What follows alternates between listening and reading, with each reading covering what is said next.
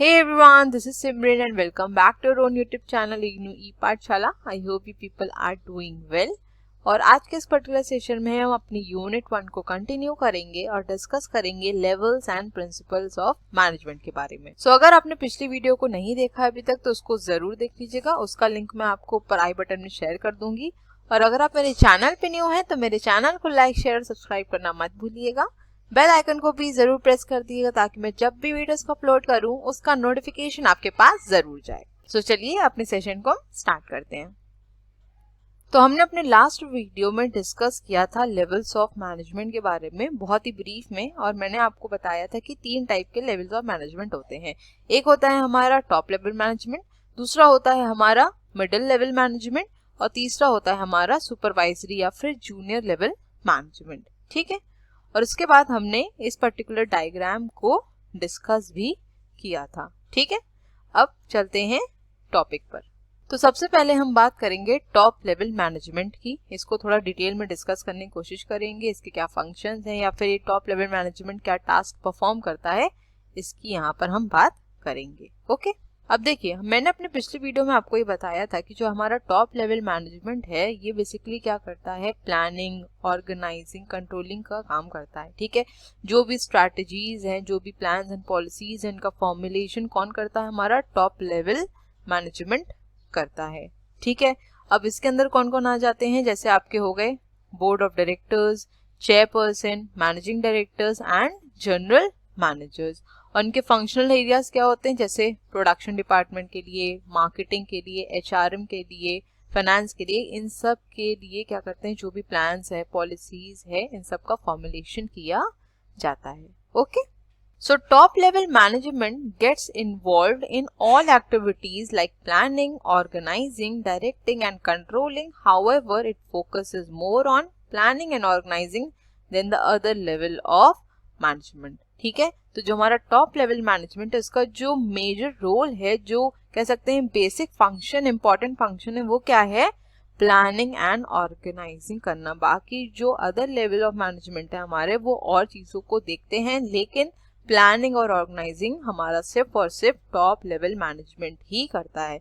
क्योंकि top level management जब planning organising करेगा उसी के बेसिस पर ही आगे जो भी टास्क हैं वो परफॉर्म किए जाएंगे, जो भी रिस्पॉन्सिबिलिटीज को डेलीगेट करना है, जो भी अथॉरिटीज देनी है, वो उसी के बेसिस पर ही क्या करी जाएंगी, आगे असाइन करी जाएंगी। ठीक है, so the prime concern of top management include enhancing shareholder value। अब shareholder की वैल्यू कैसे enhance करेगी, अगर आपका ऑर्गेनाइजेशन ग्रोथ स्टेज में है, ग्रो कर रहा है, तो ऑब्वियस सी बात है कि डिफरेंट शेयर होल्डर्स क्या करते हैं, इन्वेस्टमेंट करते हैं। ठीक है, तो अगर शेयर होल्डर्स इन्वेस्टमेंट कर रहे हैं तो मैनेजमेंट के ऊपर ये प्रेशर रहता है कि आपको अपने ऑर्गेनाइजेशन को ज्यादा से ज्यादा ग्रोथ की तरफ लेके जाना है, ताकि हम जो शेयर होल्डर की वैल्यू है उसको इनहेंस कर सके। क्योंकि अगर किसी ने आपकी कंपनी में या ऑर्गेनाइजेशन में पैसा लगाया तो कुछ सोच के ही लगाया है ना, तो आपको उस स्टैंडर्ड को हमेशा क्या करना पड़ता है, मेंटेन करना पड़ता है। ठीक है, नेक्स्ट है providing vision and mission to the organisation. ठीक, अब कंपनी है, कोई ऑर्गेनाइजेशन है, तो उसका क्या मिशन है, क्या विजन है, ऑब्जेक्टिव्स क्या है, ये सब कौन फ्रेम करेगा, हमारा मैनेजमेंट ही फ्रेम करेगा। Okay, upholding overall objectives of the organisation. ठीक, अब यहाँ पर जब मैनेजमेंट है तो क्या करेगा, ओवरऑल ऑब्जेक्टिव की बात करेगा। इंडिविजुअल के ऑब्जेक्टिव्स तो ऑब्वियसली इंपॉर्टेंट है, लेकिन जब इंडिविजुअल्स अपने ऑब्जेक्टिव्स को अचीव कर लेंगे तभी तो ओवरऑल ऑब्जेक्टिव हमारे ऑर्गेनाइजेशन का अचीव होगा। ठीक है, तो मैनेजमेंट का क्या रोल रहता है कि जो ओवरऑल ऑब्जेक्टिव है उसको यहाँ पर वो क्या करते हैं, अपहोल्ड करते हैं। ठीक, नेक्स्ट है टेकिंग पॉलिसी डिसीजंस। तो ये मैंने आपको बताया कि पॉलिसीज की फ्रेमिंग कौन करता है, हमारा टॉप लेवल मैनेजमेंट ही करता है। नेक्स्ट है review of budget and keeping organisation financially sound.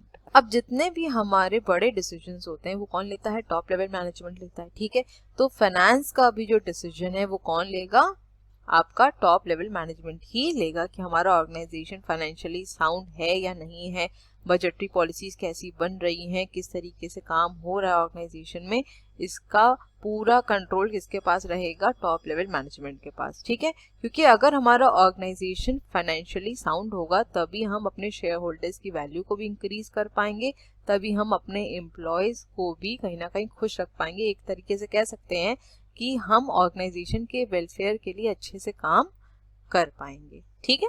Next point है हमारा मेंटेनिंग प्रोग्रेस। अब ये देखिए बहुत ही ऑब्वियस सी बात है, हमने देख लिया कि हमारा ऑर्गेनाइजेशन फाइनेंशियली साउंड है या नहीं है, जो भी हमारे ऑब्जेक्टिव्स हैं वो अचीव हो रहे हैं कि नहीं हो रहे हैं, जो हमने मिशन विजन था वो हमारा अचीव हो रहा है नहीं हो रहा है। तो इन ऑल देखा जाए तो ये सब चीजें किसमें हेल्प करेंगी, हमारे ऑर्गेनाइजेशन को आगे बढ़ने में, उसकी प्रोग्रेस में, ठीक है। नेक्स्ट है प्रॉफिट।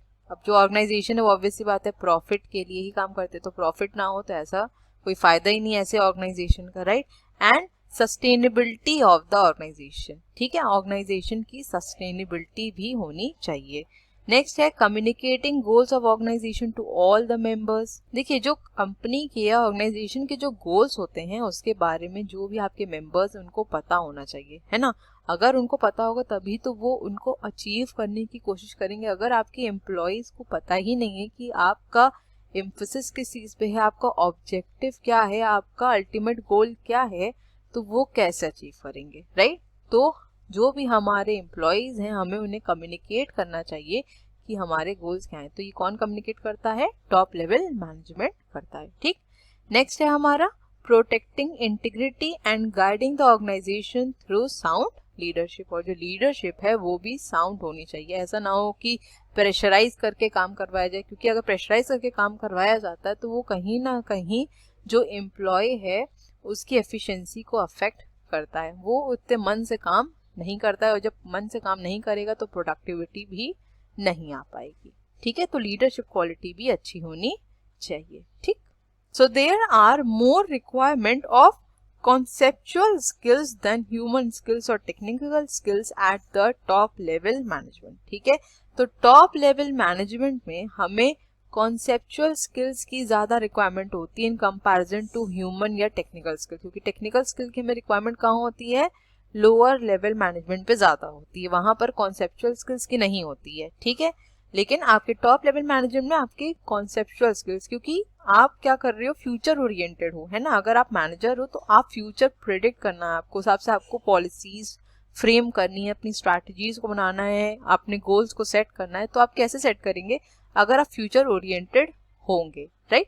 तो यहाँ पर कॉन्सेप्चुअल स्किल्स ज्यादा इंपॉर्टेंट होती है, ठीक है। आई होप क्लियर हो गया होगा।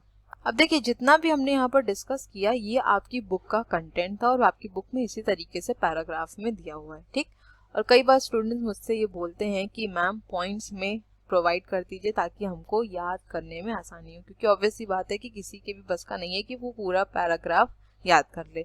लेकिन अगर आपके पास पॉइंट्स रहते हैं 6-7 तो कहीं ना कहीं आप पॉइंट्स याद रख सकते हैं और उनको इलैबोरेट भी बहुत आराम से कर सकते हैं, ठीक है। तो जिसको भी कन्वीनियंट है पैराग्राफ पढ़ने में तो वो पैराग्राफ पढ़ सकता है, बाकी जिनको पॉइंट्स के थ्रू समझना है, पॉइंट्स के थ्रू इन्हें पढ़ना है, तो यहाँ पर मैंने आपको ये पॉइंट्स में प्रोवाइड कर दिए, ठीक है। सो अब डिस्कस कर लेते हैं कि फंक्शंस या टास्क क्या हैं जो कि टॉप लेवल मैनेजमेंट हमारा परफॉर्म करता है।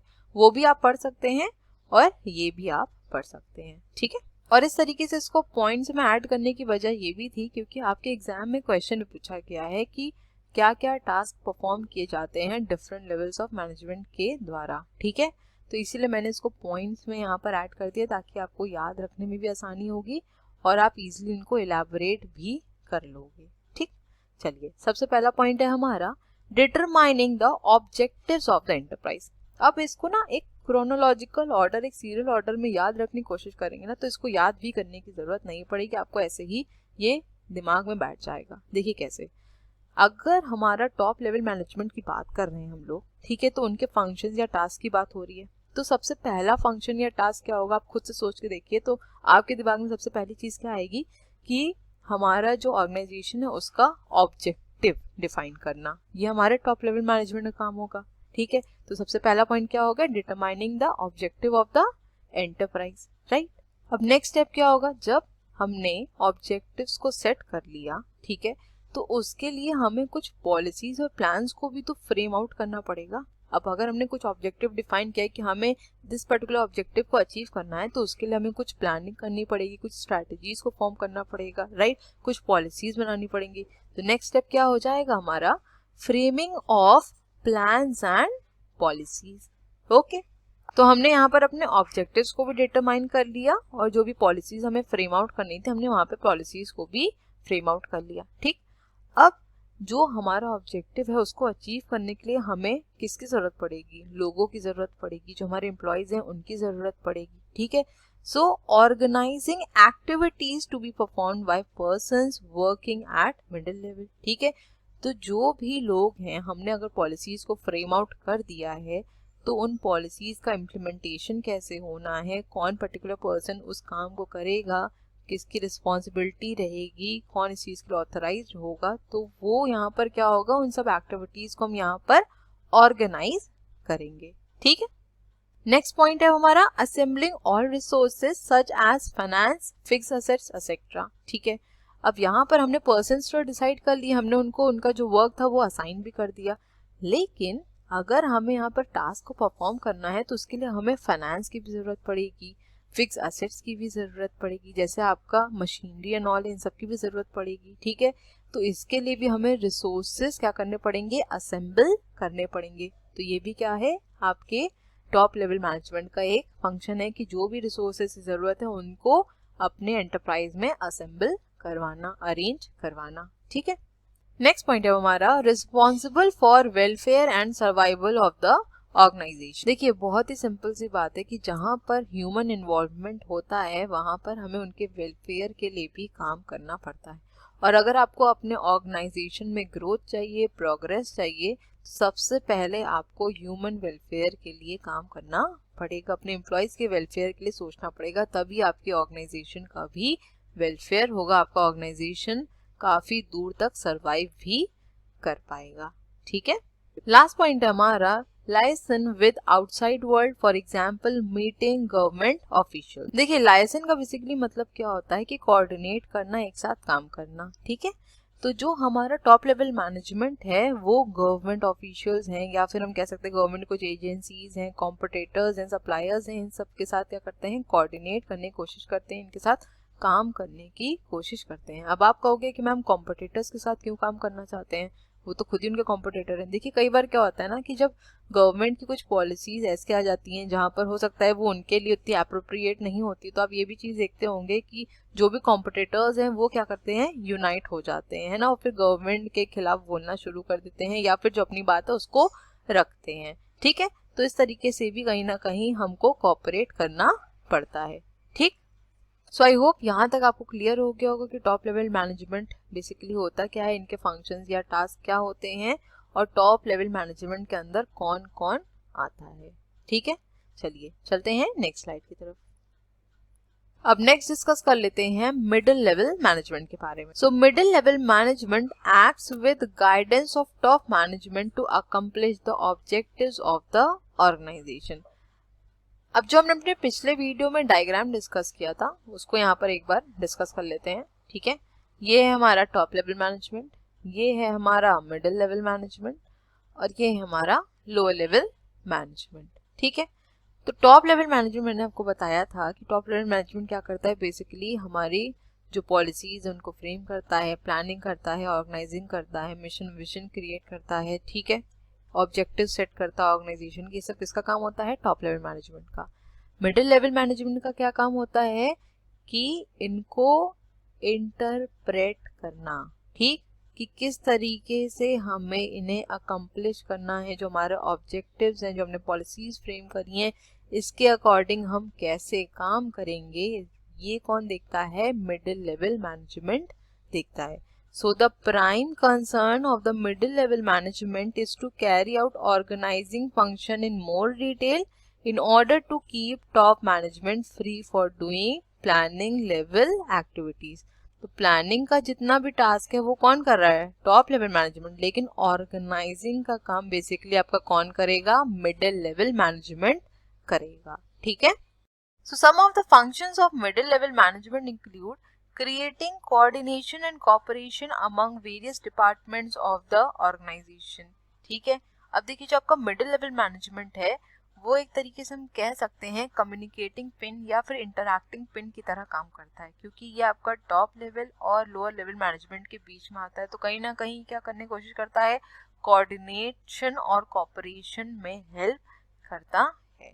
ठीक है, so to design and operate upon a system in the organization which would keep various resources in smooth flow as well as which would ensure motivation morale of people working in the organisation. अब देखिए यहाँ पर basically क्या कह रहा है कि जितने भी रिसोर्सेज हमारे पास अवेलेबल हैं उनकी स्मूथ फंक्शनिंग हो और साथ ही जो हमारे एम्प्लॉयज हैं वो मोटिवेटेड हो, तभी हम यहाँ पर एक अच्छा टास्क परफॉर्म कर सकते हैं, तभी हम अपने ऑब्जेक्टिव्स को भी यहाँ पर अचीव कर सकते हैं। अब अगर हमें अपने एम्प्लॉयज को मोटिवेटेड रखना है तो हमें उनके लिए कुछ करना पड़ेगा, बहुत ही ऑब्वियस सी बात है।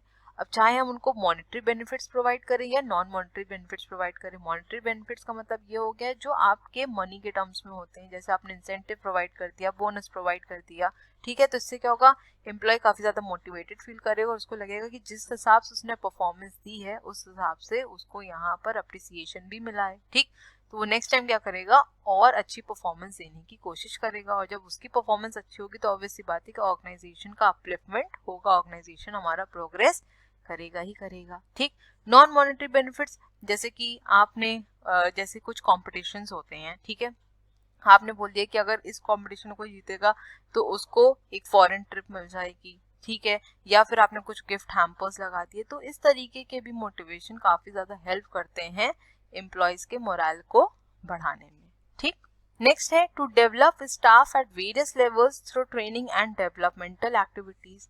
अब कई बार ऐसा होता है कि जिन भी लोगों को अपॉइंट किया जाता है उनके अंदर टेक्निकल स्किल्स तो होती हैं, बट हमें अगर अपना ऑर्गेनाइजेशन में उनसे काम करवाना है तो हमें कुछ ट्रेनिंग देने की जरूरत पड़ती है। ठीक, तो ये काम कौन करता है, हमारा मिडिल लेवल मैनेजमेंट करता है। जो भी ट्रेनिंग की जरूरत है या फिर कुछ डेवलपमेंटल एक्टिविटीज करने की जरूरत है तो ये मिडिल लेवल मैनेजमेंट प्रोवाइड करता है। ठीक, and to creatively control and guide the personnel at junior level in order to achieve bottom line result. और जहां पर भी हमारे जूनियर लेवल के एम्प्लॉयज हैं उनको असिस्टेंस की जरूरत है, गाइडेंस की जरूरत है, वहां पर मिडिल लेवल क्या करता है, गाइडेंस भी प्रोवाइड करता है, ताकि जो हमारे छोटे से छोटे ऑब्जेक्टिव्स हैं उनको भी हम इजीली अचीव कर सकें। ठीक है, so there are more requirement of human skills than conceptual और technical skills at the level of middle management. तो मिडिल लेवल मैनेजमेंट में हमें ह्यूमन स्किल्स की ज्यादा रिक्वायरमेंट होती है इन कंपैरिजन टू कॉन्सेप्चुअल या आपकी टेक्निकल स्किल्स की। क्यों? क्योंकि यहाँ पर हमारा ह्यूमन इंटरैक्शन बहुत ज्यादा होना है। हमें टॉप मैनेजमेंट के साथ भी कोऑर्डिनेट करना है, हमें लोअर लेवल मैनेजमेंट के साथ भी कोऑर्डिनेट करना है, हमें लोअर मैनेजमेंट को गाइडेंस भी प्रोवाइड करनी है, असिस्टेंस भी देनी है, ट्रेनिंग भी प्रोवाइड करनी है। ठीक है, उनको मोटिवेटेड रखना है ताकि वो काम अच्छे से कर सके। तो एक तरीके से कह सकते हैं कि हमारा ह्यूमन इंटरैक्शन बहुत ज्यादा होता है। तो अगर कोई पर्सन ऐसा है जो कि इंटरैक्शन में काफी अच्छा है, जिसकी कम्युनिकेशन स्किल्स अच्छी है, ठीक है, वो बहुत ही इजीली और कामली रह के काम करवा सकता है, तो ऐसे लोग की जरूरत काफी ज्यादा होती है आपके ऑर्गेनाइजेशन में। ठीक, अब अगर हम टॉप लेवल मैनेजमेंट की बात करें तो वहां पर हमने क्या डिस्कस किया था कि कॉन्सेप्चुअल स्किल्स की काफी ज्यादा जरूरत होती है। मिडिल लेवल पे किसकी होती है, ह्यूमन स्किल्स की होती है। ठीक है, तो यहाँ पर भी ये आपका पूरा बुक का कंटेंट था जो कि पैराग्राफ में अवेलेबल था।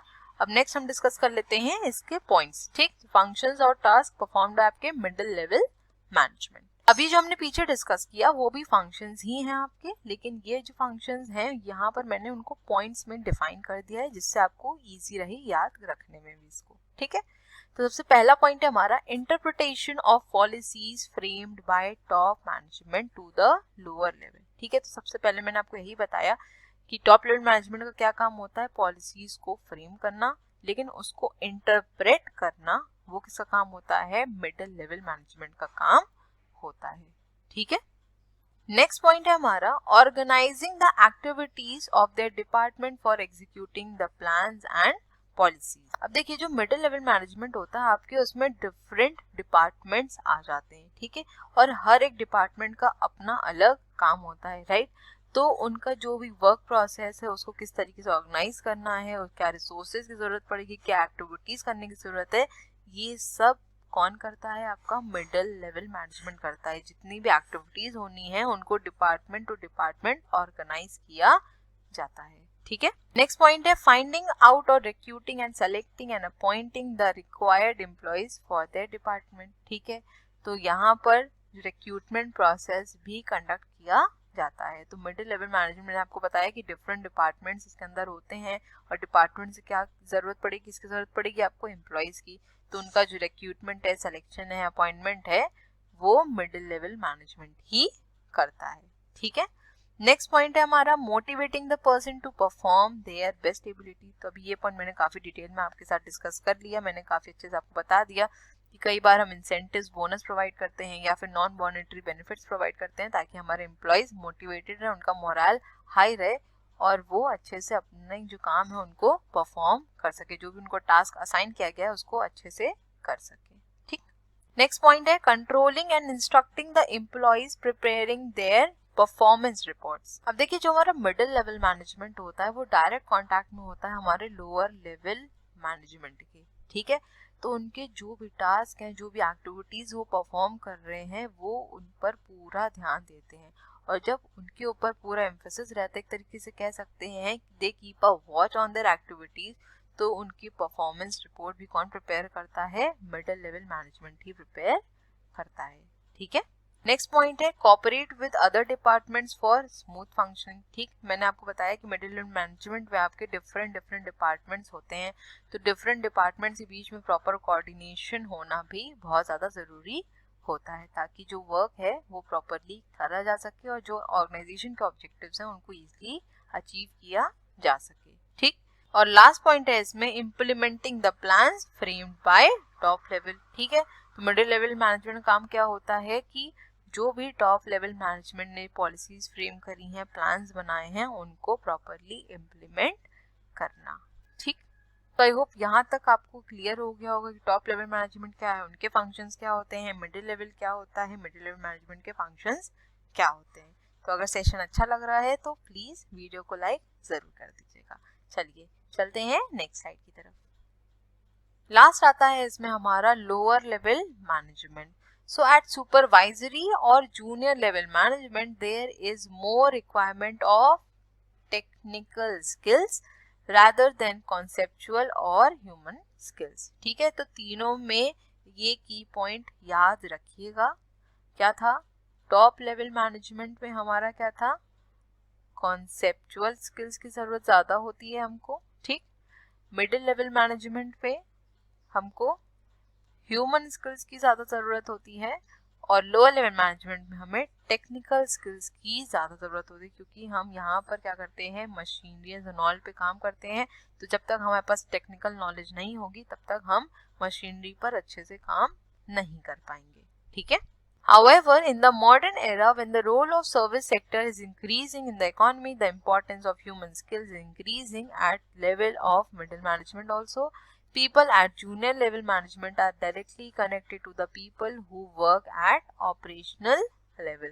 Hence, junior level management is more concerned with direction and control of activities than planning and organizing functions. ठीक है, अब चलते हैं इसके functions की तरफ।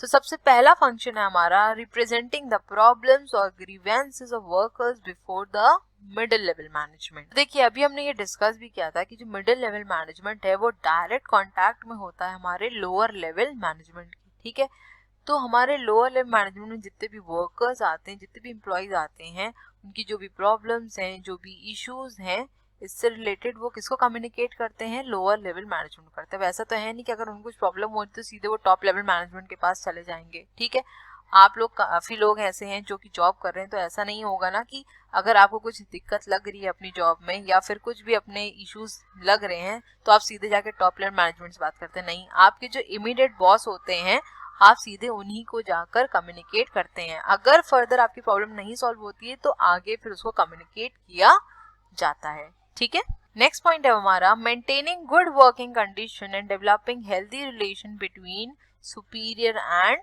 सबऑर्डिनेट। सो जो हमारे सुपरवाइजरी मैनेजर्स होते हैं या फिर लोअर लेवल मैनेजर्स जो होते हैं वो क्या करते हैं? कोऑर्डिनेशन बैठाने की कोशिश करते हैं बिटवीन सुपीरियर्स एंड सबऑर्डिनेट। देखिए, ये पॉइंट बहुत ही कॉमन है आपके ऑर्गेनाइजेशन में। अगर आप ऑर्गेनाइजेशन रन कर रहे हैं, आपके ऑर्गेनाइजेशन में एम्प्लॉइज हैं, तो सीधी बात है कि कोऑर्डिनेशन होना बहुत ज़्यादा ज़रूरी है और एक हेल्दी एनवायरनमेंट भी आपके ऑर्गेनाइजेशन में होना चाहिए। ठीक है, तो ये पॉइंट आपका काफ़ी ज़्यादा कॉमन होता है। ठीक, नेक्स्ट है हमारा looking to the safety of the workers. Workers की सेफ्टी पर भी हमें काफ़ी ध्यान देना है, क्योंकि यहाँ पर हम किसकी बात करते हैं, टेक्निकल स्किल्स की। टेक्निकल स्किल्स की जरूरत हमें कहाँ पड़ती है, जहाँ पर हम मशीनरीज एंड ऑल को ऑपरेट कर रहे हैं।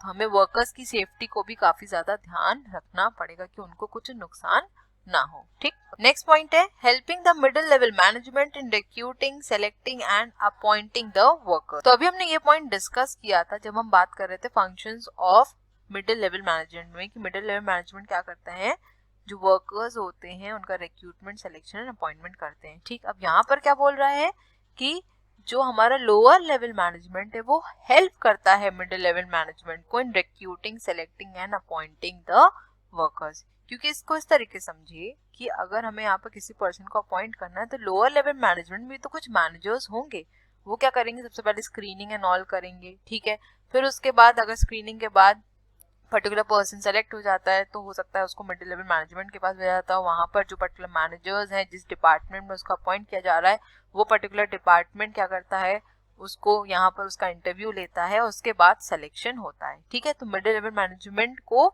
लोअर लेवल मैनेजमेंट हेल्प करता है वर्कर्स को यहाँ पर रिक्रूट करने में। ठीक है, नेक्स्ट पॉइंट है हमारा communicating with workers and welcoming of their suggestions. अब यहाँ पर जो हमारे सुपरवाइजरी लेवल के मैनेजर्स होते हैं उनके अंडर में कुछ वर्कर्स काम करते हैं। ठीक है, अब वर्कर्स यहाँ पर कुछ अगर सजेशन देना चाहें, ठीक है, तो वो यहाँ पर इजीली प्रोवाइड कर सकते हैं। तो मैनेजर्स और हमारे जो सबऑर्डिनेट्स हैं उनके बीच में रिलेशनशिप अच्छा होना चाहिए, तभी जो वर्कर्स हैं वो इजीली अपने आइडियाज को एक्सप्रेस कर पाएंगे, अपनी फीलिंग्स को यहाँ पर एक्सप्रेस कर पाएंगे। क्योंकि अगर हमारे सुपरवाइजर सबऑर्डिनेट के बीच में रिलेशंस अच्छे नहीं हैं, बहुत ज़्यादा गैप है, तो वर्कर्स हेजिटेट करेंगे कुछ भी बोलने से, क्योंकि उनको लगेगा कि ऐसा ना हो कि जो हमारा मैनेजर है वो हमसे नाराज़ हो जाए कि हम एक लोअर डेजिग्नेशन पे होने के बावजूद उनको कैसे सजेशन दे रहे हैं। ठीक है, तो ऐसा नहीं होना चाहिए। प्रॉपरली ऑर्गेनाइजेशन के अंदर जो हमारे वर्कर्स हैं उनके जो आइडियाज़ हैं, उनके जो थॉट्स हैं, उनकी जो फीलिंग्स हैं, उसको भी हमें यहाँ पर वेलकम करना चाहिए। ठीक है, नेक्स्ट पॉइंट है they try to maintain precise standard of quality and ensure steady flow of output. Next function क्या होता है हमारे लोअर लेवल मैनेजमेंट का, कि जो भी हमने अपनी पर्टिकुलर प्रोडक्ट की क्वालिटी को सेट किया है, मेंटेन किया है, जो उसका स्टैंडर्ड है उसी के अकॉर्डिंग क्या होना चाहिए, आउटपुट हमको मिलना चाहिए। ठीक है, so the supervisory level managers make sure that the quality standards are maintained by the workers। जो हमारी क्वालिटी है उससे हमें कोई भी कॉम्प्रोमाइज नहीं करना है। ठीक है, नेक्स्ट पॉइंट है they are responsible for boosting the morale of the workers and developing the team spirit in them। देखिए यहाँ पर अगर आप एक चीज नोटिस करें तो ये पॉइंट लगभग हर बार आ रहा है ना, बस कहने का तरीका थोड़ा सा अलग है। यहाँ पर भी बात किसी कर रहा है, टीम स्पिरिट की बात कर रहा है। टीम स्पिरिट की बात कब होगी, जब हमारे रिलेशनशिप्स अच्छे होंगे, प्रॉपर कोऑर्डिनेशन होगा, सब लोग आपस में कोऑपरेट करने की कोशिश करेंगे। ठीक है, और हमें अपने वर्कर्स के मोरल को भी बूस्ट करना। मैंने बताया था कि वर्कर्स का मोरल हम किस तरीके से बूस्ट कर सकते हैं, तो ये भी फंक्शन किसका होता है, लोअर लेवल मैनेजमेंट का। और लास्ट पॉइंट है हमारा minimising the wastage of material. ठीक है, तो कोशिश यही रहनी है कि जो रिसोर्सेज हमारे पास है उसका बेस्ट यूटिलाइजेशन हो और मिनिमम वेस्टेज हो। ठीक, तो आई होप यहाँ तक आपको क्लियर हो गया होगा। चलते हैं नेक्स्ट स्लाइड की तरफ। अब देखिए ये है एक हमारा फ्लो चार्ट।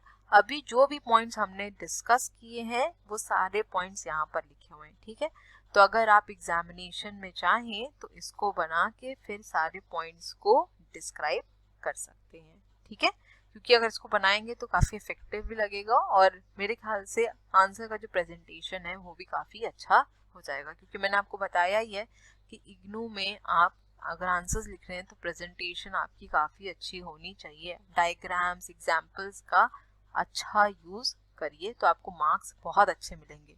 क्योंकि अगर आप डायग्राम्स, एग्जाम्पल्स का ज़्यादा से ज़्यादा यूज़ करेंगे तो आपको एग्ज़ाम में मार्क्स भी काफ़ी ज़्यादा अच्छे मिलेंगे। ठीक है ना। सो नेक्स्ट टॉपिक है हमारा बेसिक प्रिंसिपल्स ऑफ मैनेजमेंट। तो ऑलरेडी हम मैनेजमेंट के बारे में पढ़ चुके हैं कि मैनेजमेंट क्या होता है, ये आपको पता है, ठीक। अब मैनेजमेंट में डिफरेंट टाइप के फंक्शंस परफॉर्म किए जाते हैं, जैसे आपका planning, organising, coordinating, directing and controlling, ठीक है। और ये क्यों किया जाता है? ताकि हम अपने जो ऑब्जेक्टिव्स हैं, जो अपने एम है, उनको अचीव कर सकें, ठीक है। अब इन सब चीज़ों को थोड़ा सा कोऑर्डिनेट करने के लिए, देखने के लिए, ऑब्जर्व करने के लिए हमें कुछ प्रिंसिपल्स की ज़रूरत भी पड़ती है। तो इन प्रिंसिपल्स ऑफ मैनेजमेंट को हम पढ़ेंगे, लेकिन सबसे पहले ये जान लेते हैं कि फादर ऑफ मैनेजमेंट किसे कहा जाता है। तो फादर ऑफ मैनेजमेंट आपका कहा जाता है हेनरी फेयोल को, ठीक है। और इन्होंने ही आपके 14 प्रिंसिपल्स ऑफ मैनेजमेंट भी दिए हैं। अब आपने ये प्रिंसिपल्स अपने 11th-12th में ऑब्वियसली बातें पढ़े ही होंगे, लेकिन हम फिर भी इसको यहाँ पर डिटेल में डिस्कस करेंगे क्योंकि आपके एग्जाम के पॉइंट ऑफ व्यू से ये इंपॉर्टेंट है, ठीक है। तो सबसे पहला प्रिंसिपल है हमारा division of work. So the object of division of work is to derive benefits from the principle of specialisation. First principle है हमारा डिविजन ऑफ वर्क, और ये डिविजन ऑफ वर्क किसके बेसिस पे? On the principle of specialisation. मतलब कि जो भी पर्सन पर्टिकुलर फील्ड में अगर स्पेशलाइज्ड है तो वो काम उसको ही असाइन करना चाहिए, ठीक है। क्योंकि सिंगल पर्सन यहाँ पर प्लानिंग, ऑर्गेनाइजिंग, कोऑर्डिनेशन नहीं कर सकता है। जिस भी पर्सन का जिस पर्टिकुलर फील्ड में स्पेशलाइजेशन होता है उसको वही टास्क असाइन करना चाहिए। इससे क्या होगा? एफिशिएंसी भी बढ़ेगी उस पर्टिकुलर पर्सन की, साथ ही जो टास्क परफॉर्म किया जाएगा वो स्पेशलाइज्ड होगा, उसमें कोई भी एरर नहीं होगा, ठीक है। So the various functions of management like planning, organization, coordination, control, etc. cannot be performed efficiently by a single proprietor or by a group of directors on their own, and they have to be entrusted to specialists in the related fields. ठीक है। So in division of work in the management process, procedures more and better work with same effort. ठीक है। तो जो भी person particular field में अगर specialise है तो उसको हमें वही टास्क असाइन करना चाहिए। यही क्या कह रहा है? आपका डिविजन ऑफ वर्क कह रहा है, ठीक है। नेक्स्ट स्लाइड पे चलते हैं। अब नेक्स्ट पॉइंट है हमारा authority and responsibility. So as management consist in getting the work done through others, it implies that manager should have the right to give order and power to extract obedience. Thus, the manager gives order to his subordinates to perform the job as per his direction. Authority is closely related to responsibility, and it arises wherever authority is exercised. So, an individual to whom authority is given to exercise powers must also be prepared to bear the responsibility to perform the work. तो सबसे पहले तो ये बात कर लेते हैं कि अथॉरिटी और रिस्पॉन्सिबिलिटी का मतलब क्या होता है, ठीक है। अगर हम सबसे पहले अथॉरिटी की बात करें, अथॉरिटी क्या होती है कि अगर किसी पर्सन के पास कोई पावर है, कोई राइट है कि वो सबऑर्डिनेट्स को अपने यहाँ पर ऑर्डर दे सकता है, ठीक है, रूल्स को इन्फोर्स कर सकता है, तो ये क्या कहलाती है? हमारी अथॉरिटी कहलाती है। और रिस्पॉन्सिबिलिटी क्या होती है? जहाँ पर ड्यूटी या ऑब्लिगेशन होता है कि आपको वो पर्टिकुलर टास्क करना ही करना है, ठीक है।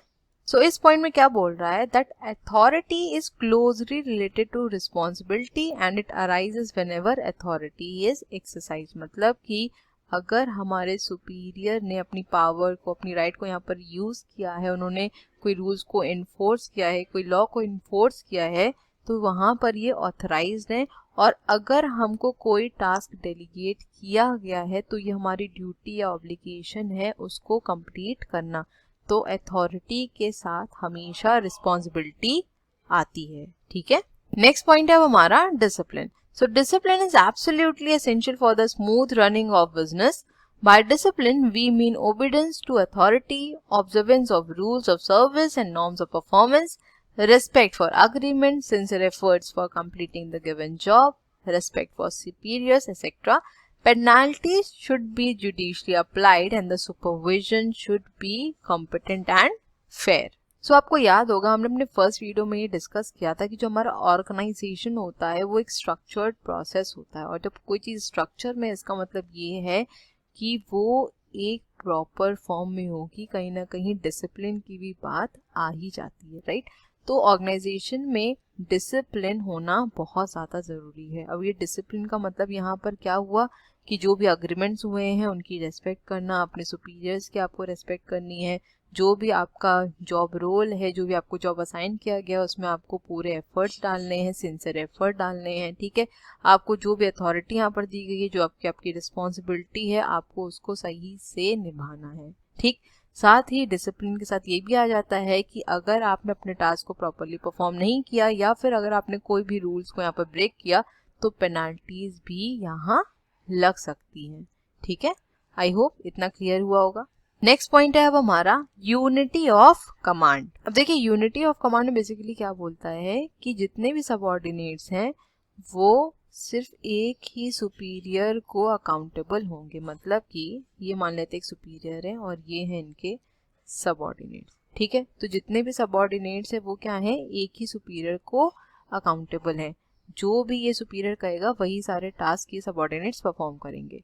अब अगर यहाँ पर 2 सुपीरियर हो जाते हैं मान लीजिए, ठीक है, और यहाँ पर इनके कुछ मान लेते हैं कि ये 4-5 सबऑर्डिनेट्स है, तो पता चला ये इनका भी काम सुन रहे हैं, उनका भी काम सुन रहे हैं, ये इनका भी काम सुन रहे हैं, इन्होंने जो टास्क का वो भी सुन रहे हैं, ये इधर भी काम कर रहे हैं, इधर भी काम कर रहे हैं। अब इससे क्या होगा कि जो सबऑर्डिनेट्स हैं इनके बीच में हो जाएगा क्या, कंफ्यूजन क्रिएट, ठीक है। तो इसीलिए बोला गया है कि सिंगल सुपीरियर को ही जितने भी हमारे सबऑर्डिनेट्स हैं वो क्या करेंगे, अकाउंटेबल होंगे, सिर्फ उन्हीं की बात यहाँ पर सुनेंगे, ठीक है।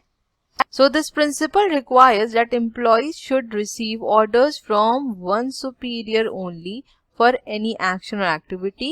It means workers in the department are required to be accountable to one superior for complying with orders for performing a job. If two superiors wield authority over the same person or department, it causes uneasiness, disorder, indiscipline among employees and undermining of authority. सीधी बात है कि जो subordinates उनके बीच में confusion यहाँ पर create हो जाएगा, ठीक है।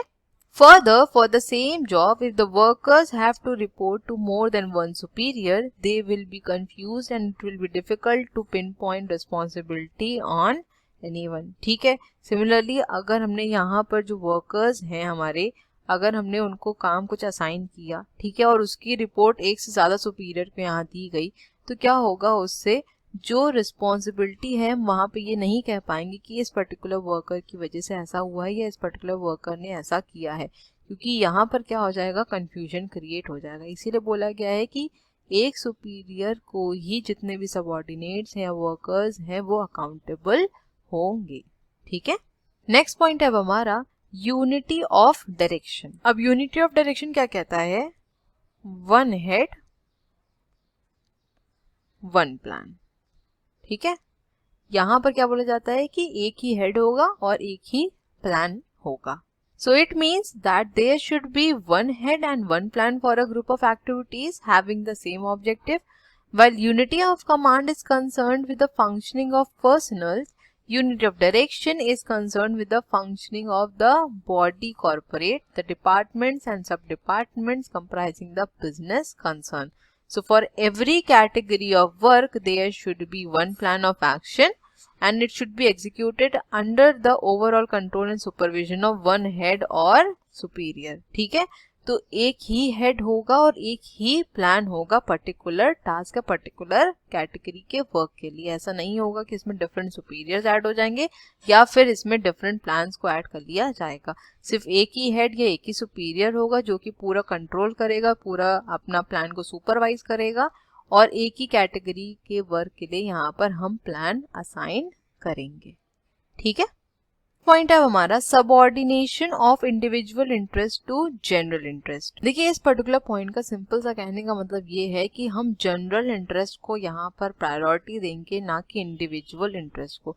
अगर कुछ 2-4 एम्प्लॉयज या फिर ग्रुप ऑफ एम्प्लॉयज का इंटरेस्ट अलग है जनरल इंटरेस्ट से, तो हम उसको यहाँ कंसिडर नहीं करेंगे। जैसे कि अगर कोई 2 सुपरवाइजर्स हैं या 2 सुपीरियर्स हैं, उनके बीच में किसी चीज़ को लेकर डिसएग्रीमेंट हो जाता है, वो एक दूसरे की बात को यहाँ पर काटने की कोशिश कर रहे हैं, ठीक है। तो उस सिचुएशन में क्या किया जाता है कि जो भी डिफरेंसेस आ रहे हैं उनको सॉर्ट आउट किया जाए और जनरल इंटरेस्ट को यहाँ पर कंसिडर किया जाए ताकि हमारा जो एंटरप्राइज के ऑपरेशंस हैं वो स्मूथली रन कर सकें। क्योंकि हम यहाँ पर सिर्फ अगर इंडिविजुअल इंटरेस्ट की बात करेंगे तो कभी भी हम अपने जो ऑर्गेनाइजेशन के ऑब्जेक्टिव हैं या फिर जो कॉमन इंटरेस्ट लोगों का उसको गेन नहीं कर पाएंगे। ठीक है, तो जनरल इंटरेस्ट को यहाँ ज़्यादा प्रेफरेंस दी जाएगी in comparison to individual interest. ठीक, नेक्स्ट पॉइंट है हमारा रेम्यूनरेशन। नाउ आई होप आपको ये पॉइंट तो समझ में आ ही गया होगा कि रेम्यूनरेशन का क्या मतलब है। सिंपली यहाँ पर यही बोल रहा है कि जो हमारे पर्सनल्स हैं जो हमारी फर्म में काम कर रहे हैं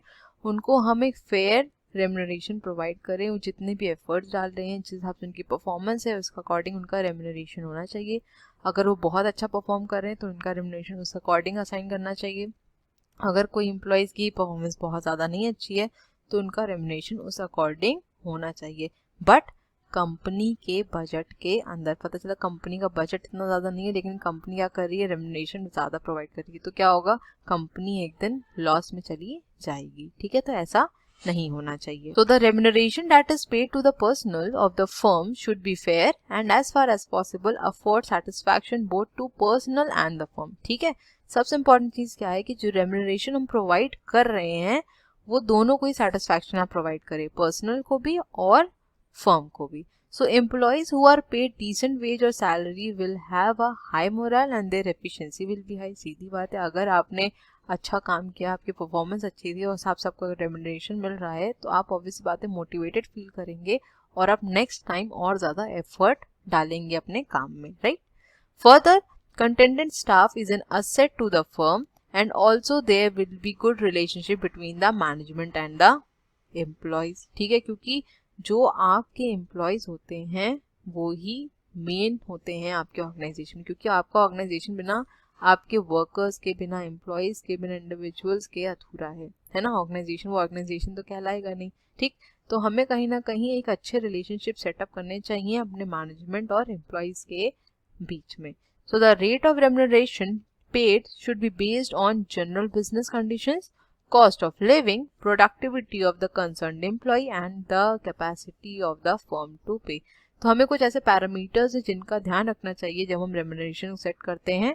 सबसे पहला क्या है, बिजनेस की कंडीशन हमारी कैसी है। ठीक है, जैसे मैंने बोला कि हमारा जो बिजनेस है वो पे करने की कंडीशन में कितना ज़्यादा है, हमारी फर्म की कैपेसिटी कितनी ज़्यादा है, कैसी कंडीशंस है, कॉस्ट ऑफ लिविंग क्या है, हमारा जो एम्प्लॉय है उसकी प्रोडक्टिविटी कितनी ज़्यादा। पता चला कि एम्प्लॉय हमारा इतना ज़्यादा प्रोडक्टिविटी नहीं दे रहा है, इतना ज़्यादा कॉन्ट्रीब्यूशन नहीं दे रहा है, लेकिन उसका रेम्यूनरेशन बहुत ज़्यादा प्रोवाइड कर रहे हैं, तो ये भी फेयर नहीं होगा। ठीक है ना, तो आई होप इतना क्लियर हुआ होगा। सो आज का सेशन हमारा यहीं तक था। मिलेंगे अपने नेक्स्ट वीडियो में और इस पर्टिकुलर यूनिट को आगे कंटिन्यू करेंगे। So thank you so much for watching. Please channel को लाइक, शेयर और सब्सक्राइब करना मत भूलिएगा। बेल आइकन को भी ज़रूर प्रेस कर दीजिएगा ताकि मैं जब भी वीडियोस को अपलोड करूं उसका नोटिफिकेशन आपके पास ज़रूर जाए। अपने फीडबैक्स भी दीजिएगा कि वीडियोस कैसी लग रही हैं और अगर कुछ इम्प्रूवमेंट की ज़रूरत है तो बिल्कुल बताइएगा। मिलेंगे अपने नेक्स्ट वीडियो में। Till then stay safe, stay healthy, bye bye, take care.